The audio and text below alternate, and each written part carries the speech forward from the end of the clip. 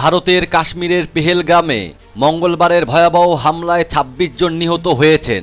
পর্যটকদের উপর এই হামলার দায় স্বীকার করেছে কাশ্মীর ভিত্তিক সশস্ত্র গোষ্ঠী দ্য রেসিস্ট্যান্স ফোর্স।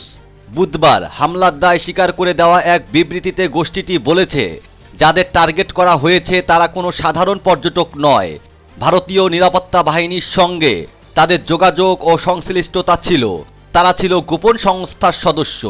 এদিকে ভারত নিয়ন্ত্রিত কাশ্মীরের পেহেলগামে বন্দুকধারীদের হামলায় ২৬ জন নিহত হওয়ার ঘটনার পরে পাকিস্তানের বিরুদ্ধে কড়া পদক্ষেপ নিয়েছে ভারত।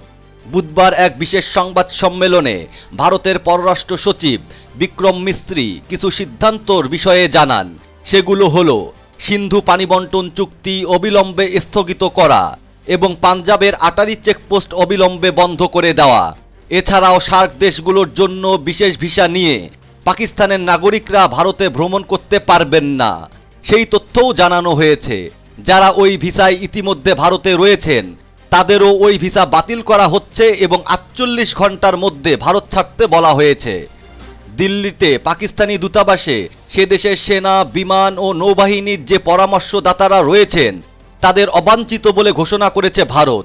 তাদের এক সপ্তাহের মধ্যে ভারত ছাড়তে হবে। ভারতও ইসলামাবাদে তাদের দূতাবাস থেকে সেনা, বিমান ও নৌবাহিনীর পরামর্শদাতাদের ফিরিয়ে আনবে। এদিকে ভারতের প্রধানমন্ত্রী নরেন্দ্র মোদী বলেছেন, প্রতিটি সন্ত্রাসীকে খুঁজে বের করে শাস্তি দেওয়া হবে।